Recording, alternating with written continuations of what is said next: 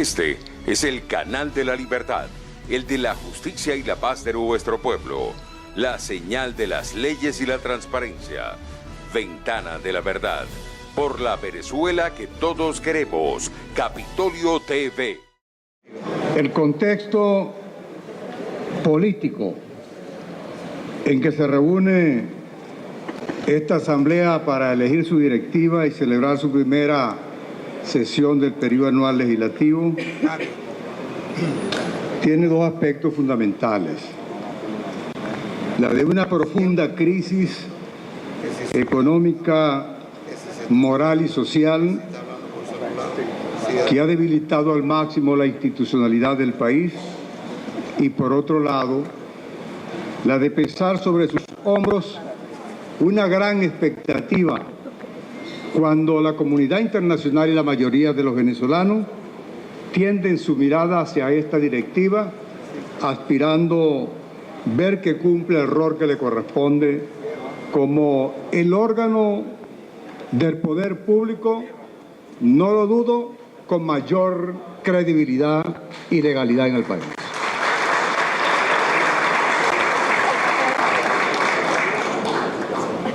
Hay una gran preocupación. El debate ha sido cargado de subjetividad. La polarización radical le ha hecho un gran daño, y a juzgar por los resultados de esta etapa de la crisis y la confrontación, no ha dado los resultados deseados. Y la postura que logre entenderlo y ser creativo, dialéctico, podrá en lo adelante dar la mayor contribución que el país espera. Y en eso, el problema de haber llegado el tema de la crisis venezolana al campo internacional como se ha llevado, que ha incorporado la crisis venezolana al tablero de la geopolítica. Cuidado pues, si lo que estamos haciendo es poner los destinos del país no en la decisión de los venezolanos, sino en cualquier potencia que entregue su apoyo venezolano para arreglar asuntos que están pendientes en otras partes de la geopolítica. Si hubiera que señalar cuál sería un consenso que nos permita invocar todos los venezolanos válidamente los principios de soberanía y autodeterminación, es evitar que unos y otros sigan o sigamos invocando apoyos internacionales. Es muy triste ese aspecto de la crisis. Esta es una crisis creada por venezolanos y debe ser resuelta por los venezolanos. Y aquí entra el tema de la unidad. La unidad, como se ha planteado, cargada de subjetividad y de intereses particulares y parciales, a la luz de los resultados dice que no es la que el país quiere. La unidad que se impone a la luz de esa realidad es la de todos los venezolanos, en torno a un proyecto de país entendible y creíble, que incorpore, que incluya y que articule, sin tener por adelantado con quién coincidir o con quién discrepar. Será el debate constructivo de los aspectos programáticos y de organización para la lucha la que va a decir con quién se está de acuerdo y con quién no se está en el marco del respeto y la tolerancia. La unidad que el país quiere no es la que la oposición construye para sacar a Maduro. Tampoco es la que Maduro se gestiona para aplastar a la oposición. No, la unidad que se requiere es la unidad de los hombres dignos, de las mujeres honestas, de los productores, de los trabajadores, de todo y cada uno de los venezolanos que siente en su pecho y lleva en su sangre el sentir de la venezolanidad. Esa debe ser la orientación.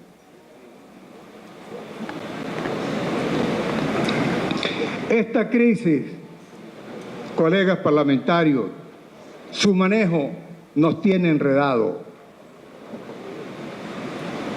Porque dentro de un Estado de Derecho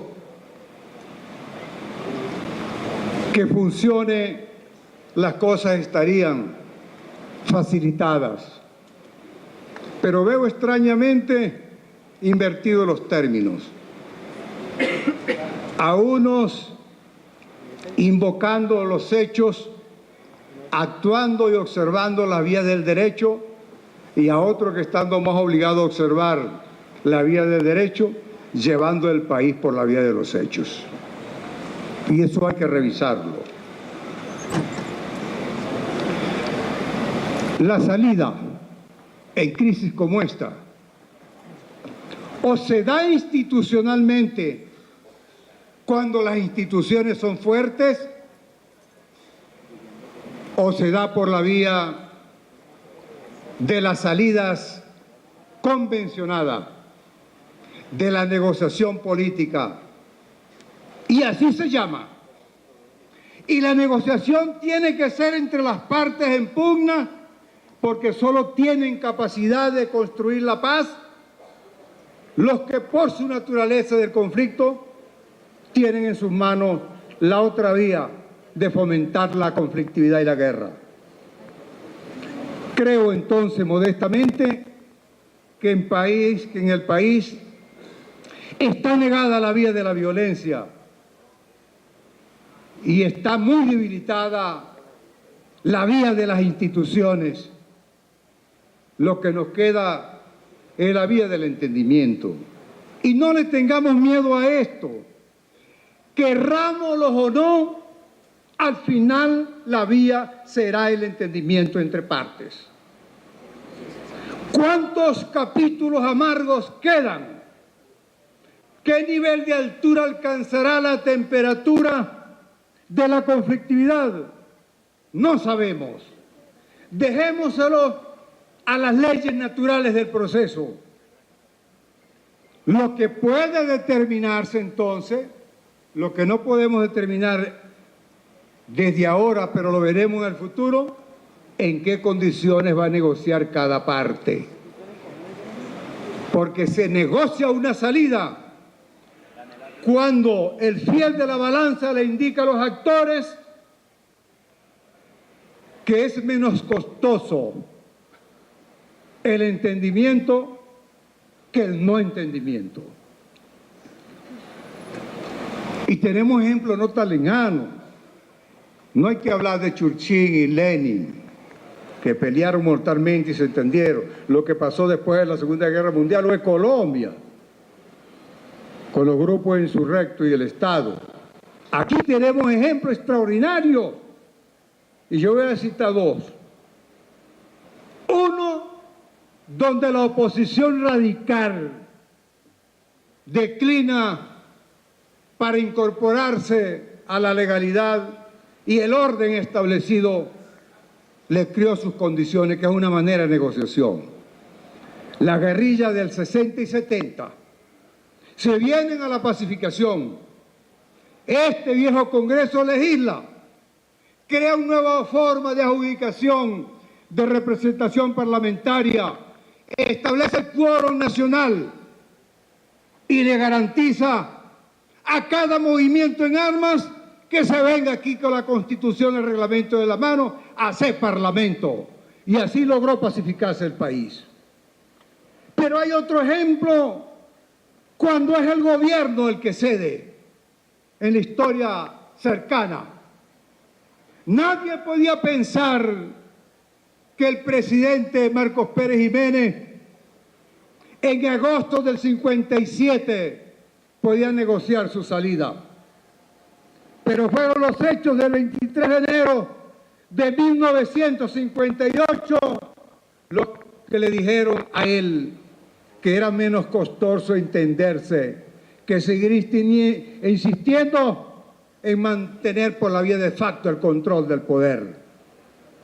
Moraleja, si no es porque el liderazgo a la guerrilla entra a la pacificación, si no es porque el 23 de enero le dice Pérez Jiménez que tenía que rectificar, en Venezuela estuviéramos padeciendo las consecuencias más frescas de la guerrilla o tuviéramos la presencia del proyecto dictatorial de Marcos Pérez Jiménez. La historia nos da enseñanza y nosotros no podemos ser ciegos frente a ello. Por último, hay una proposición aquí. Mi modesta recomendación. Esta asamblea, el rol que le corresponde, no es la de resolver los problemas del país. Es la de conducir un proyecto político que lleve al país a resolver sus propios problemas. Hay que cuidarse porque aquí hay representación política partidaria y es natural que cada quien luche para sacar ventaja. Pero eso no implica que hagamos abstracción de nuestra condición de hombres y mujeres de Estado. El rol de esta asamblea debe tomar en cuenta no precipitarse y tomar decisiones terminales que maten la dialéctica en el juego táctico. Lo que debe ser invariable es la unidad de los parlamentarios en torno al objetivo estratégico de la paz y la convivencia del Estado venezolano. Veo que a veces abandonamos nuestra autoridad y dejamos ver que el Estado es el gobierno del Ejecutivo Nacional. No, también el Estado es el gobierno de este Parlamento Nacional. Tomar decisiones dejados llevar por la rabia, actuando muchas veces reactivamente, le hace un grave daño a la jerarquía y a la dialéctica con que tenemos que actuar desde esta asamblea. Y les voy a poner un ejemplo. Poca emoción, a pesar de lo contundente, ha creado la calificación de una posible usurpación del poder a partir de enero de la Presidencia de la República, en virtud de que la declaratoria, a mi juicio, ligera y extemporánea del vacío presidencial implicaba una usurpación del poder y nada se hizo después para ejecutar esa decisión. Aquella fue precipitada como otras que no quiero enumerar. Dejemos que maduren las condiciones. Y en esa unidad, repito, podría que hablar con quien no en principio quisiera hablarse. La salida negociada implica conversar con todos. Esta asamblea debe cuidarse de tomar decisiones que por adelantado no tengan el reconocimiento internacional y la acogida por la mayoría de los nacionales. No le pongan plazo a las decisiones. Los procesos tienen su ritmo natural, sus leyes naturales, porque las condiciones tienen que ver con elementos históricos, sociológicos y políticos.